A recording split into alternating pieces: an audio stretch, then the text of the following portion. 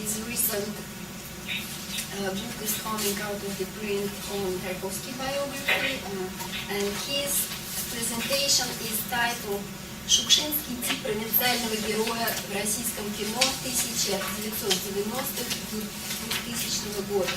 So Shukshinian type of provincial character in the Russian cinema of 90s and 2000. So let's welcome Viktor Filimonov from Russia.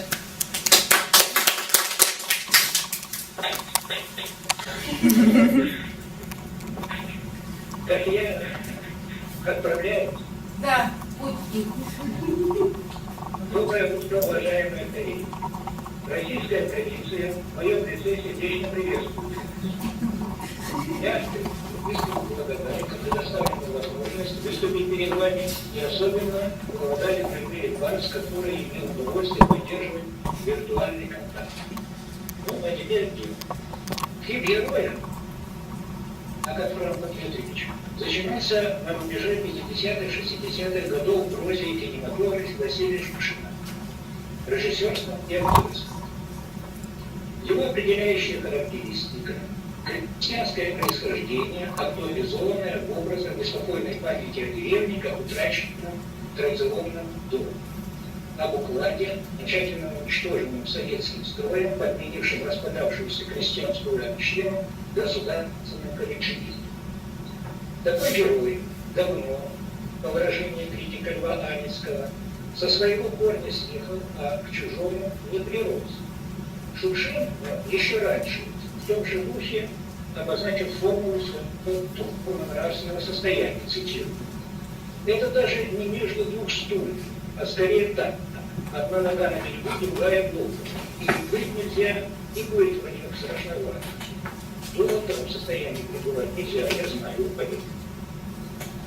Герой шукшинского типа ближний странник, мигрант в районных масштабах провинции, живущий в утопии возвращения домой, к корням. Повествование героя в своих истоках напоминает о сюжетной модели древнего обряда инициации, выведенной Владимиром Бровым из анализа сказочного фольклора. По логике обряда, вырван из семейной физ после смертельных испытаний возвращается полноправным членом сообщества, готовым к его репродуцированию. После военного советском кино, если обращаться к предыстории шукшинского типа, бывший колхозник возвращается с фронта как из страны смерти. Теперь по уставу военной службы, но не по требованиям мирной жизни, он призван реанимировать установленные милитаризованным государственным аппаратом нормы коллективистского бытия. Таким образом, древний последовательный обряд без зазора накладывается на ритуал коллективистского служения державе. Так построен сюжет фильма «Кавалер золотой звезды», монументального полотна по роману Симона, выполненного режиссером Юрием Райзманом в 1950 году. Но уже со середины 50-х годов киногерой из народа, прошедший испытания войны, склонен воспринимать не столько анонимный, общегосударственный, сколько свой, частный дом. Обезличенная обрядовая модель дает избу. Герой, выпадая из ритуала советского общежития, выказывает готовность к реальному социально-психологическому перерождению. В киносюжете первой половины 50-х провинция еще центроствитковый сигнал, направляющий государственный бой. Со средины десятилетия она центробежна. От командных центров к личному хозяйству, семье и дому. Теперь это основа базовых кондиций фильма о Лене. Крестьянин на экране утверждается в личностном самостоянии, сопротивляется официальной коллективистской идеологии. Это хорошо видно уже на фильме 1953 года Всеволода Кудовкина «Возвращение Василия Польникова» по роману Николаева и Жакова. И чуть позднее, в 1955 году, по фильму Станислава Ростоцкого «Земля и люди», у которого довольно сложная судьба.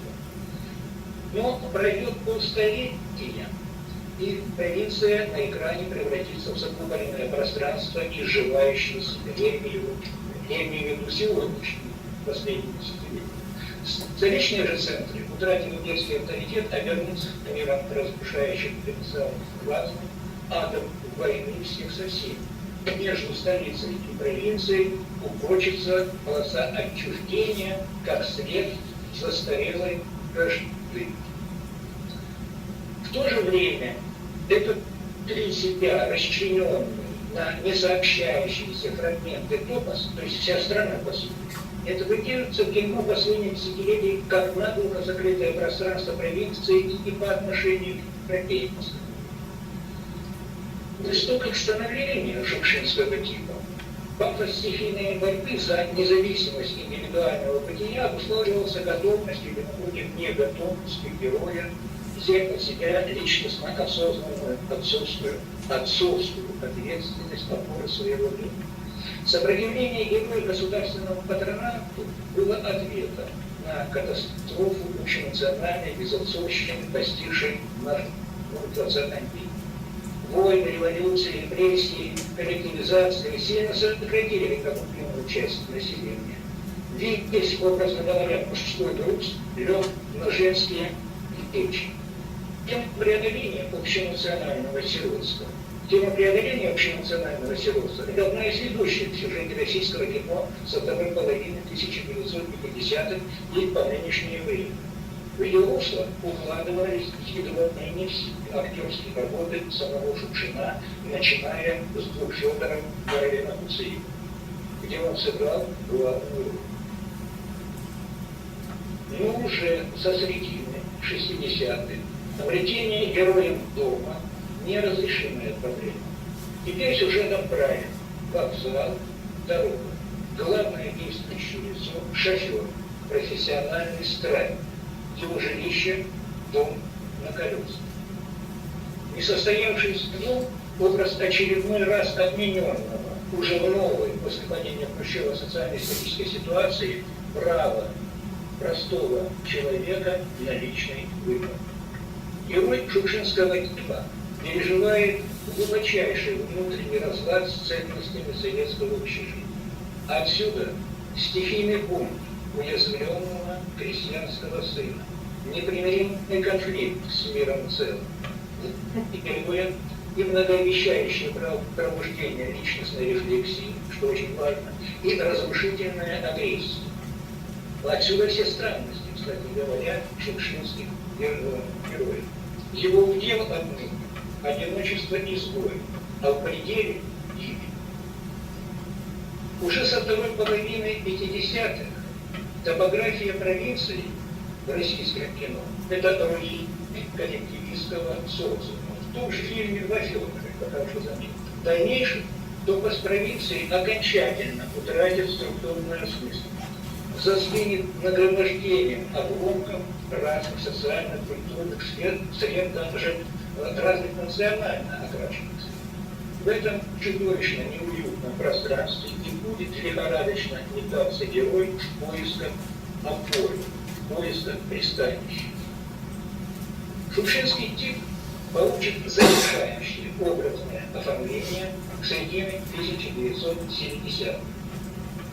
В фильмах Георгия Данелия, Глеба Панфилова, Геннадия Павлова и ряд других мастеров. И прежде всего в творчестве Андрея Кончаловского, в частности, в романсе о влюбленных по сценарию Евгения И. Григорьев, крупнейший драматург второй половины XX века, исследовавший превращение в мировидении как раз так называемого простого советского человека. У него шукшинский тип уже осел в городе, что и понятно в стране, городское население которой едва ли не целиком вышло из села в течение нескольких десятилетий XX века. Отсюда, кстати говоря, восприятие деревни 1950-1960-х как общенационального,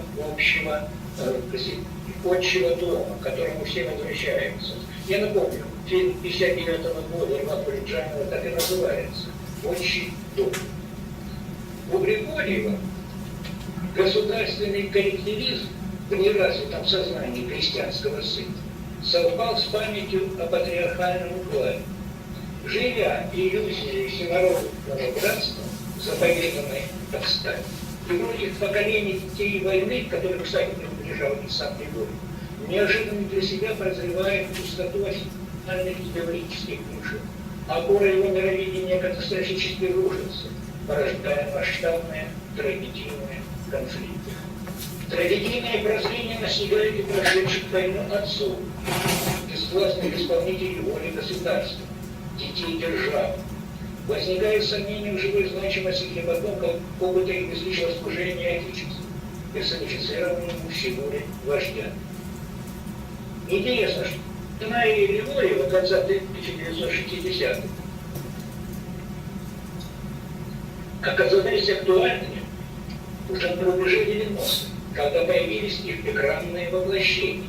Это фильмы «Отцы» Аркадия, «Наш бронепоезд» Михаила Пташука. Что принципиально, все эти фильмы заканчиваются гибелью героя, символом катастрофической исчерпанности идеологии и практики отечественного социализма.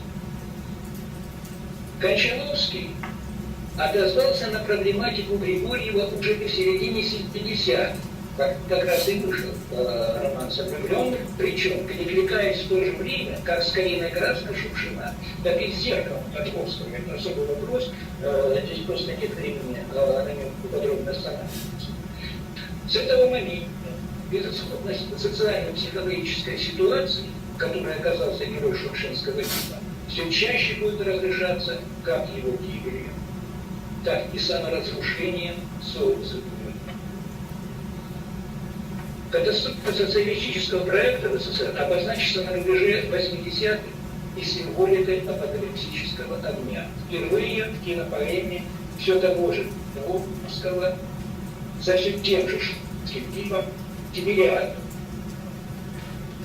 1958 год. Финал фильма – огненный ответ природы на слепое исполнение простым советским человеком самоубийственных государственных команд.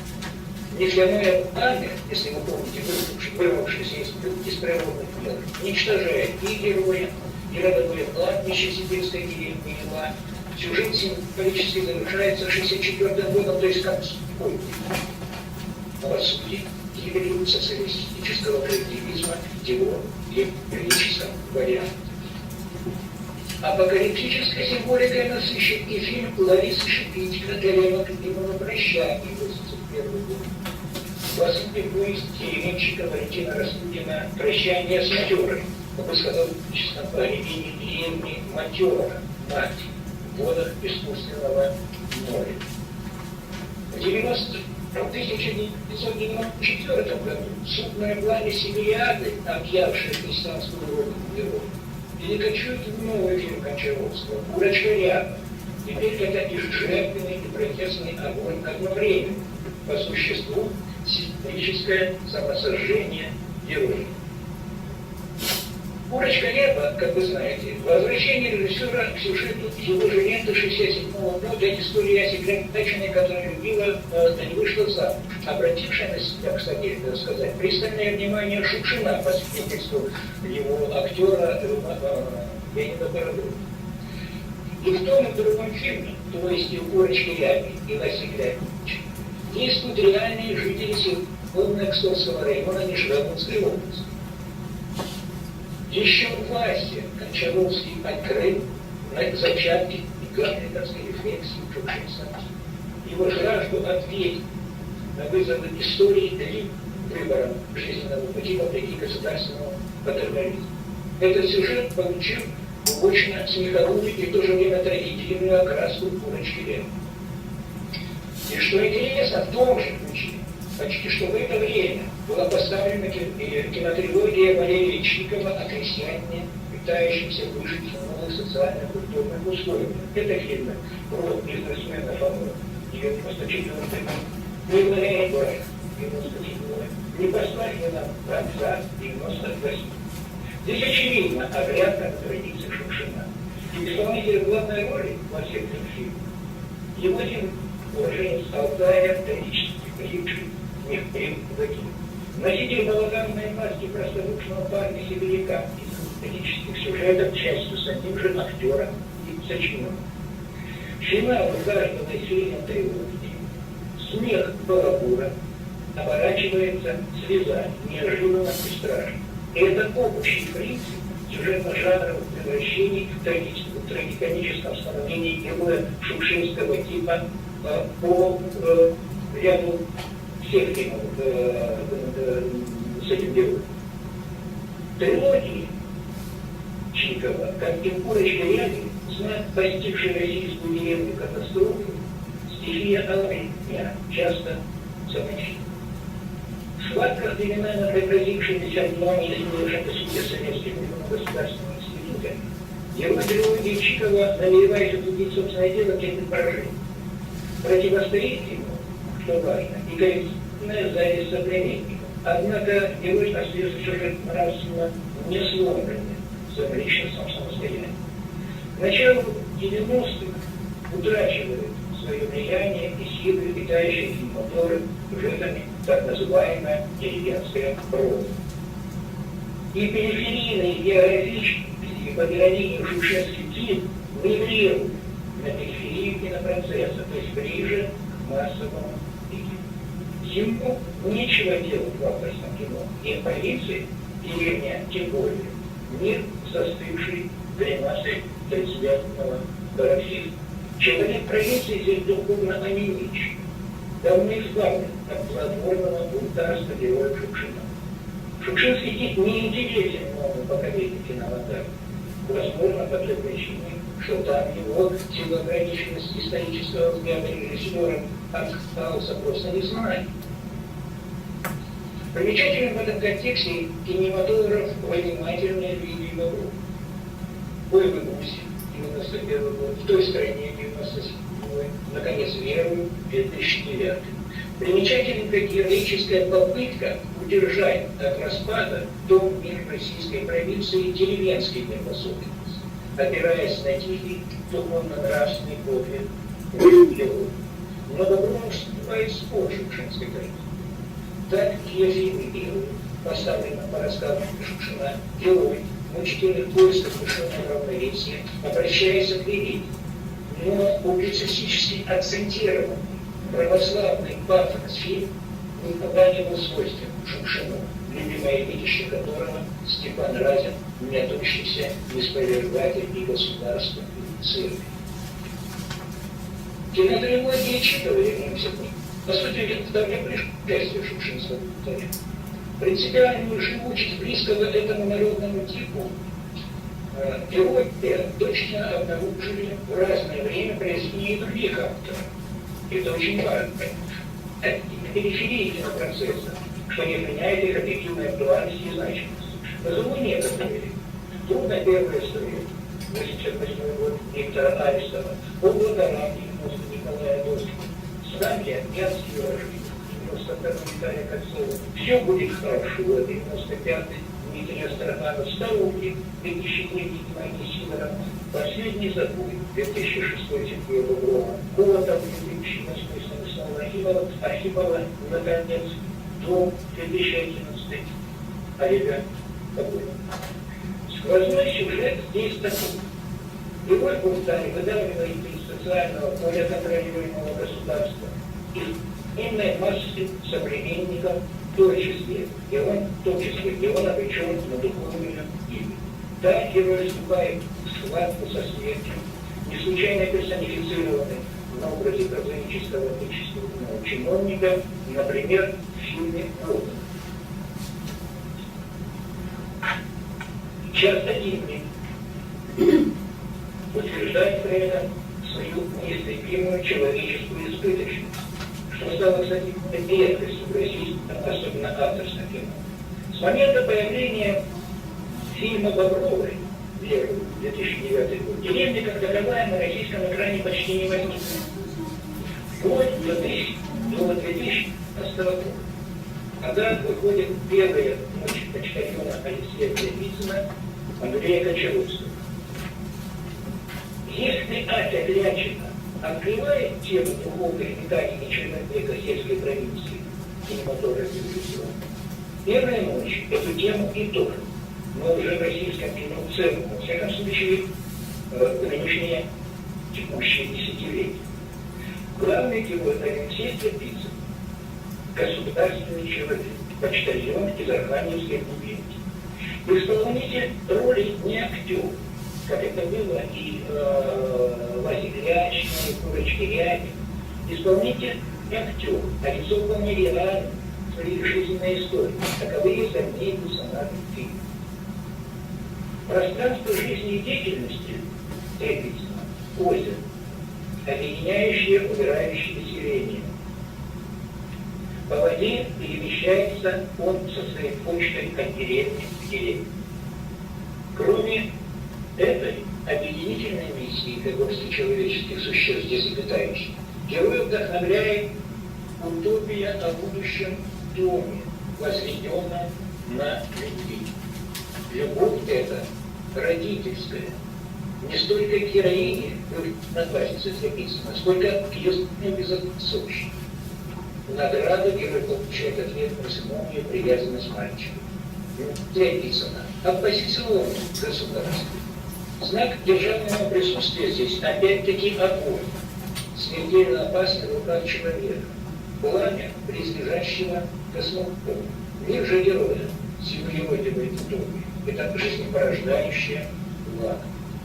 Напомню, что оппозиция, огонь, вода, берет начало еще в дебютном первом учителе, там Чеховского, 6-й, и проходит сквозным мотивом через его творчество. В первом учителе погибельная стихия революционного костра, несомого ее героем, встретит горящую даму жизни. Для персонажей «Белых ночей», питающая их природная влага, есть, пожалуй, единственная, в том же смысле, спасительная сила. Еще на рубеже 1970-х Шукшин с волей вопрошал: старая деревня уходит, это ясно, но куда она приходит? Иными словами, возможно ли возвращение съехавшего с корней крестьянского сына, крестьянина в обновленный дом деревни? Отвечает «Белые ночи» Кончаловского, чуть ли не единственного сегодня в российском кино мастера, постигающего культурный феномен, съехавший с корней сельской провинции, по сути, всей России. Останки умирающей деревни, как социально-культурного мира, с его последними манеканами, входят в природное водное недра, молчаливо отвергая государственную игру с огнем. В этом амбивалентном символическом акте видится, с одной стороны, абсолютное растление природы, иными словами, социальная смерть, а с другой – возможное возрождение в новом социально-культурном качестве, подпитанном энергией природы, как фундаментом нового дома. Прямое обещание возрождения я вижу в деле «Белых ночей», уже взявшим на себя груз личной отцовской ответственности за будущее. На нем печать любовной заинтересованности автора, потому что герою дано видеть не только землю под ногами, но и небо над головой. Он обнимает своим видением, своим растущим самосознанием мироздания. Он готов предстать ответственно перед ним. Он и выделен из обезличенной массы соотечественников как реальное, индивидуальное, определившееся лицо сегодняшней России. Потенциальное, готовое выбирать и отвечать за свой выбор. Только нужно дать ему пространство для этого. Собственно, на этом я готов закончить.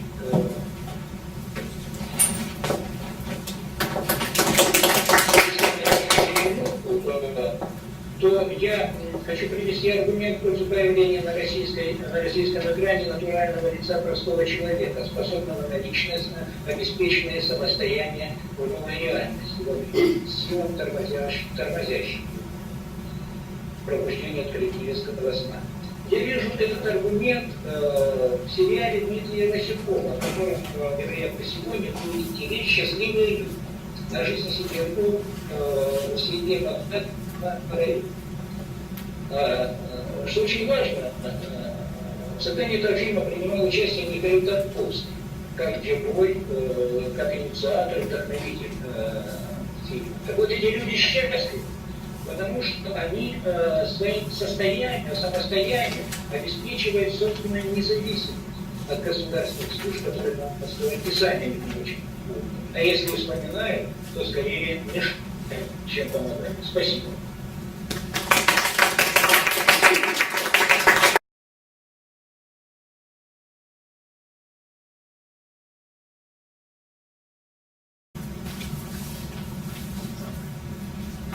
In an early scene of Shukshin's Kalina, Krasnaia, the protagonist Yegor Prokudin accuses his romantic interest Lyuba of, quote, typical peasant psychology, typiczna krasnianskaya psychologia, when she suggests that he needs his grief whipped out of him, Gory also being a pun on his nickname. And despite his objections, Yegor, as a character, practically begs to be psychoanalyzed, in my opinion, given his abundance of barely concealed neuroses and contradictions, which can be understood as stemming from past trauma. The most convincing argument in favor of a psychoanalytic reading of Kalina Krasnaia, however, is that Yegor's inner conflict, a longing for the provincial life of his youth, to which he can never successfully return, was also that of Shukshin himself.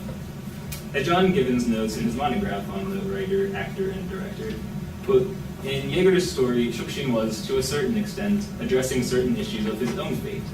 His engagement with Yegor as a writer and actor was a way for the artist to confront his unresolved feelings over his own choices in life. In this film, Shukshin situates the village as a binary opposite of the city. The city is an immoral place of violent crime, temptation, greed, and orgies, while the village is home to family, honest labor, and the sublime in nature.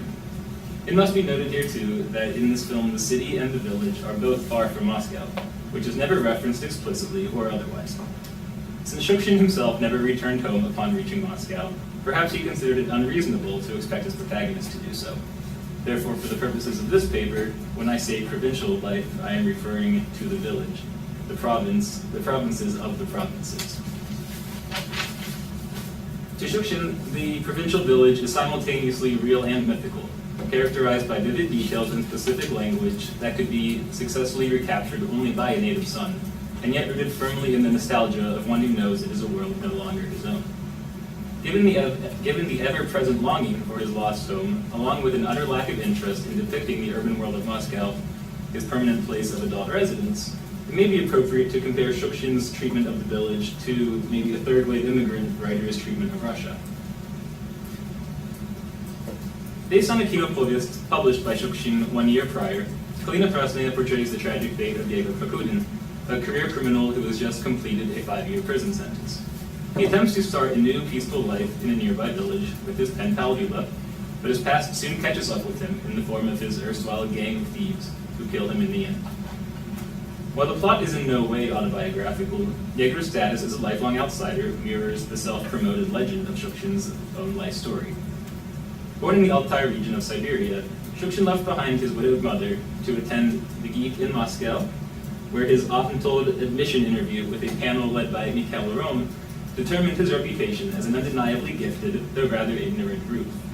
Shukshin would spend the next 2 decades writing almost exclusively about Siberian life and longing to return to the place of his upbringing, but he was to remain in Moscow until his death at age 45. The success of Kalina Krasnaia, Shukshin's final film as director and actor, upon its release in 1974, was unlike anything he had experienced in his 20-year career as a writer and filmmaker. It was one of the most commercially successful films in the Soviet Union in 1974, with 62,500,000 tickets reportedly sold. In addition to an outpouring of coverage from film and literary journals, the film was voted Best Soviet Film of the Year and Shukshin Best Actor by the readers of Искусство Kino, and Shukshin was awarded a posthumous Lenin Prize for the work in 1976. Kalina Krasnaia, with its relentless juxtapositions of various genres and tones, has inspired no shortage of compelling and convincing critical readings. Donald Fina, for example, considered Prokudin a Christ figure whose narrative follows the model of Russian hagiography, while Robert Mann argues that the protagonist prototype is St. George as he is perceived in the Russian folk belief. John Gibbons, in his book Prodigal Son, a title intending to refer both to Prokudin and Shukshin himself, maintains the narrative's Christian connotations by drawing parallels between Prokudin's actions and those of the parabolic son. Quote, Yeager's betrayal of his mother and his village roots, the dominant factors that constitute his Grecopadenia, is the biggest sin in this tale of a prodigal son. Unlike the biblical parable, however, there is no fatted cow killed by a grateful father to celebrate his lost son's return. What Gibbons neglects to explore, though, is the fact that not only is there no fatted cow killed by a grateful father, but there is no father at all. Shukshin's own father was killed when he was only 4 years old, executed in Stalin's rural purges, either for sabotage in the kolkhoz or inciting an uprising. His mother, in order to distance herself from an enemy of the people, renounced her husband's last name and raised her son as Vasily Makarovich Popov until he was 16. In Kalina Krasnaia, Yeager has no father, apparently had no father as a child, and makes no reference whatsoever to his father or the reason for his absence. At one point he confides to Lyuba that all he remembers of his whole childhood is his mother and their cow. Soviet audiences in the mid-70s would likely infer that Yeager's absent father either met a similar fate to Makar Shukshin's, or that he was killed in the Great Patriotic War. Regardless of the reasons, I believe that Yeager's fatherlessness is essential to understanding the intense emotional attachment he feels toward his mother, as well as his unresolved guilt over abandoning her. Near the end of the film, before Yeager's climactic showdown with his former gang, he persuades Lyuba to pay a visit to his mother, Kudylika, telling her that she is a friend's relative.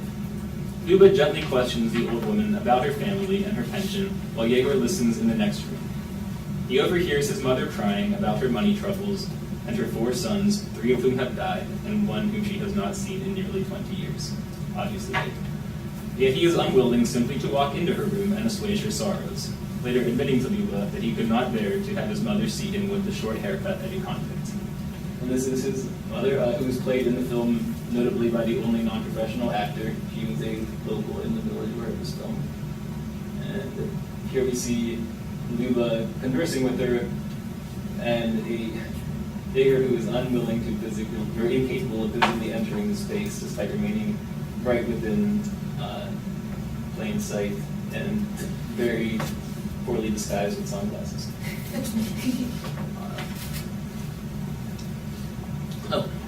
When Freud devised his theory of the Oedipus complex, he noted that the phase is eventually overcome in part because the child realizes it is useless to usurp the father in the family unit. As observed by Otto Rank in his book The Myth of the Birth of the Hero, early epic heroes throughout world culture contain a common myth. Abandonment by noble parents, usually at the instigation of the father, which endows the hero with the neurosis. This certainly applies to the Russian tradition as well, in which a common motif of Bellini is the boy raised by his mother, ignorant of who his father is. Prop, in his essay Oedipus in the Light of Folklore, for example, mentions Sokolnik, the son of Filimonov. In her book The Mother Syndrome in the Russian Folk Imagination, Adele Marie Baker writes, quote, Russia's Bellini, no less than the folk epics of other nations, are conducive to the psychological exploration of the hero. Embedded within these stories of bogatiri, who battle a foreign enemy, rebel against established mores, or set out on quests. I'm sorry, let me begin that sentence. Embedded within these stories of bogatiri, who battle a foreign enemy, rebel against established mores, or set out on quests, is a plot which chronicles the attempt of the ego to free itself from the embraces of the mother figure. In Freudian terms, the Bellina recounts what happens when the young male does not succeed in effecting a complete separation from the mother, and as a result fails to acquire a well-developed superego of his own to provide him with a moral basis for his actions. Take, for example, the bogatyr Dobrina Nikitich, who was raised solely by his mother, an honorable widow, Chesnaya Vdova. In the Bellina of Dobrina and the Serpent, the young hero receives a series of warnings from his mother, which he proceeds to disobey one by one. Dobrina's mother is thus simultaneously the most important figure in his life and the one whom he consistently rejects. Kalina Krasnaia does not parallel the narrative and symbolic structure of Russian Bellini in the same way that previously mentioned Donald Feine and Robert Mann argue it does Zhitia and hagiographical writing. But its hero is motivated by the same psychological complex that drove many of the great bogatyri fostered by phallic mothers. Barker writes, then the Russian epic dismisses the physical father altogether. Along with the image of the aggressive phallic mother went another, a softer one, more in conformance with traditionally held notions of woman as a maternal, succoring being. The phallic mother on Russian soil contained both qualities. At best, she provided a necessary check on the hero in shielding him from harm and his own ill judgment. At worst, her power over him was felt by the hero to be so formidable that it led to regression in the warrior's development. In order to mature, the hero had to break free. Now, at this point, I'd like to interject a counter-argument to the application of an Oedipal complex to Prokudin by considering Mikhail Yampolsky's Lacanian interpretation of Sokurov's mother and son, another film in which the total absence of the father is never addressed. Yampolsky argues that by reducing the triangular structure of a normal nuclear family to a dual structure, the world of pre-Oedipal intimacy is created. He says, this strange pre-Oedipal world is a disturbing mixture of latent sexuality and infantile innocence, a kind of eroticism that is an attribute of early children-parents relations, rather than of adult sexuality. The comparison is not perfect. Sokurov's mother and son share intimacy as adults, while Prokudin's relationship with his mother ended on the cusp of his adulthood. However, both films present the mother-son dynamic as one in dialogue with the natural world in the immediate vicinity of their home.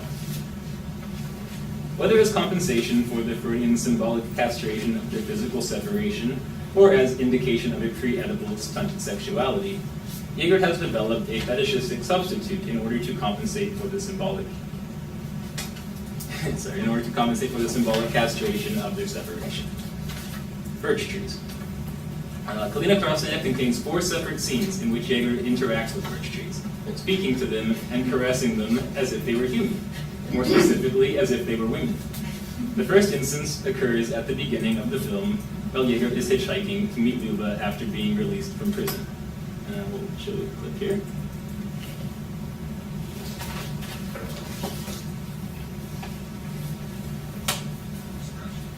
Let's put the sound.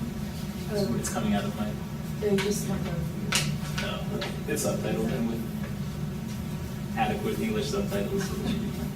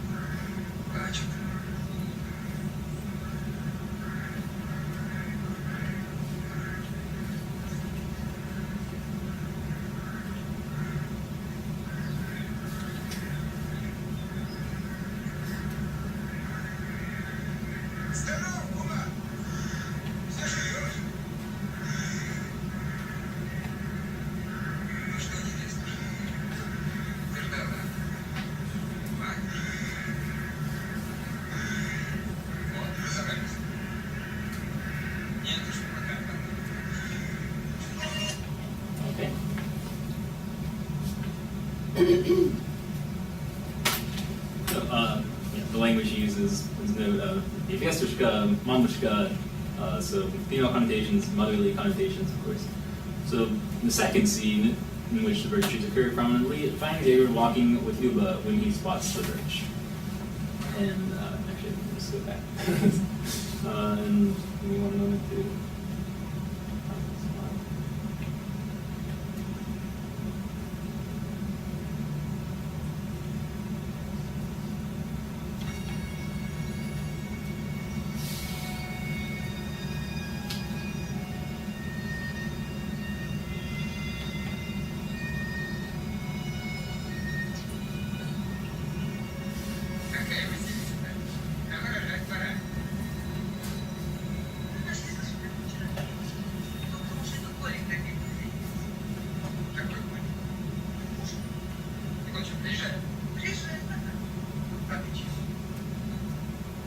So there's the language there again, Kakaya Basalisa, Travarujapara, associating the trees with both maidenhood and motherhood for the second time. Reighard's allusion to Vasilisa, the Skazka heroine, calls to mind the prominence of birch trees in Russian folktales. The Fool and the Birch Tree, for example, relates the story of a simpleton, the youngest of 3 brothers, who hears the tree creaking in the wind and believes it is speaking to him. He sells the ox he inherited to the tree, and later, after arguing with the tree over payment, angrily chops it down with an axe. Though Jaeger is hardly as daft as the fool in the story, he shares with the character a naive and sensitive exterior, concealing a violent temper underneath. His personification of every individual birch tree as strictly female, however, suggests that Shukshin is not merely including these four scenes as references to folklore, which abound throughout the film in other forms, but that he is revealing Jaeger's libidinous attraction to them. Yet the birch tree often does carry female connotations throughout Russian culture, Beryoza, of course, being a feminine noun. The image of a girl with curly hair is evoked, for example, in the second line of the folk song "Bapulya Beryoza Stoyala."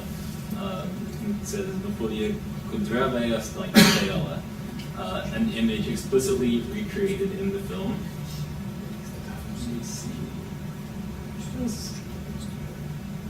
He zooms in on the curls blowing in the wind, pretty much evoking a woman's hair. So, and also a poem by Alexei Tolstoy addresses the birch in words that sound as if they are coming straight out of Jaeger's mouth.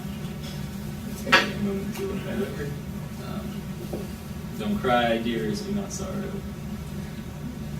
So there is precedent in culture for this sort of behavior. The third time Jaeger speaks to the trees, he takes a break from his work plowing the fields in order to ensure them it will soon be warm. Thus, as winter slowly turns to spring throughout the course of the film, Jaeger anticipates and encourages the birch tree's fertility. If we consider Prokudin's fetish in Jungian terms, then it may be argued that its origin lies in his repressed guilt of leaving home as a young man and abandoning not only his biological mother, but also the archetypical great mother, that is, of course, the land. Mother archetype being associated with things and places standing for fertility and fruitfulness quite commonly. The image of Matsira Zemlya is as old and widespread as any metaphor can be. But a psychoanalysis of Kalina Krasnaia allows us to determine that Prokudin's relationships to his mother and to the Siberian land of his birth are symbolically connected, and that his fetishization of birch trees is a neurosis manifested by his subconscious unification of the two. This connection is made most explicit in a montage leading up to the film's climax. As Jaeger plows the fields one final time before his former gang approaches to deliver his death, the scene is intercut with black and white footage of a prisoner singing Yesenin's Pismo Materi, Letter to My Mother. I'll now show this scene as the last.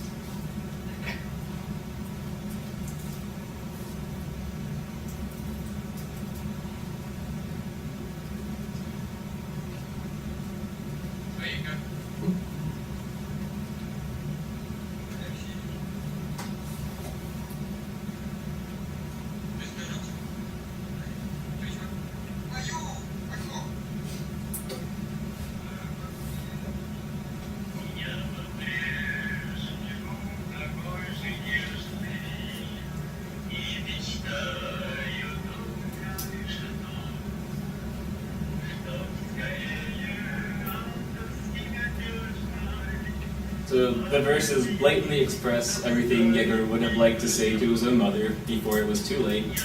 But less obvious and more significant is where the camera turns its attention to as the song plays non-diegetically. So see here in just a moment.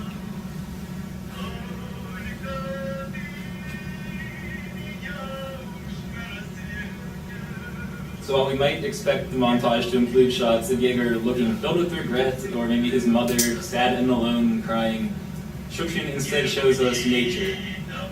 Let's see here. Birds, the fields, and trees again.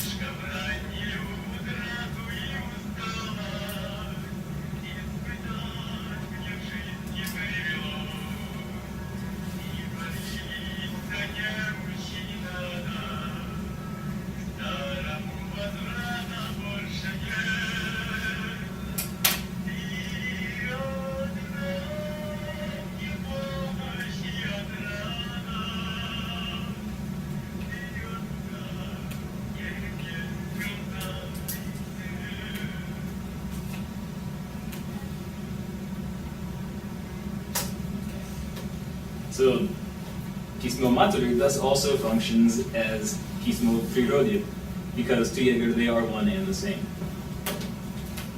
By the end of the film, the birch tree's significance is undeniable, though their intended function is debatable. Once again, John Gibbons, in his book, sees them as little more than another obvious visual motif in a film loaded with them. He writes, Shukshin's use of symbolism and foreshadowing never strays far from cinematic conventions, or from what is sure to satisfy popular expectations. Scenes are linked and become overtly symbolic, such as the 3 episodes in which Yeager addresses his beloved birch trees. The 4th time we see them, the emotional impact is that much more intensified for our having been witness to his special relationship with them earlier in the film. He continues, his blood on them, a symbolic deflowering of his brides, is itself a sign of his unrealized desire to begin a new life with Luba. And yet, if we look closely at this final scene, it becomes more difficult to read the birch trees in this way, as symbols correlating to romance with Luba. We see Luba and her brother here having to physically pull Yeager away from the bloody tree to which he clings. He is resisting their force with his last ounces of strength, unwilling to part with his objects of desire. They do not symbolize an unrealized future, but an unrecoverable past. Shukshin scholars commonly emphasize a frequent theme throughout his work as the eccentric hero's search for bulya, or as which Likachov describes as freedom plus wide expanses. My hope here is that by examining the semi-autobiographical Shukshin hero from a psychoanalytical perspective, we can hope to approach an answer to Slavoj Žižek's question, why, in spite of his liberation from the constraints of traditional authority, is the subject not free? That's all.